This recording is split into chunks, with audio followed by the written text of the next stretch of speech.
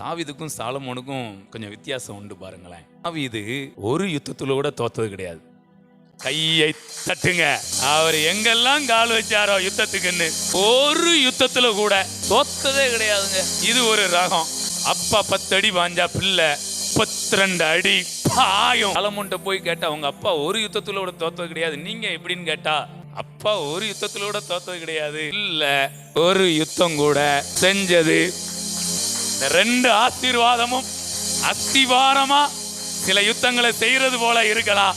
அதிலையும் நாம் தோற்க மாட்டோம், ஜெயிப்போம். கர்த்தருடைய வேதத்தில் பிரியமாய் இருந்து இரவும் பகலும் அவருடைய வேதத்தில் தியானமாய் இருக்கிற மனுஷன் பாக்கியவான். அவன் நீர்க்கால்களின் ஓரமாய் நடப்பட்டு தன் காலத்தில் தன் கனியை தந்து இலை உதிராது இருக்கிற மரத்தை போல் இருப்பான். அவன் செய்கிற ஒன்னு வாய்க்கும் ஒன்னு வாய்க்காது கிடையாது. அவன் செய்வதெல்லாம் வாய்க்கும்.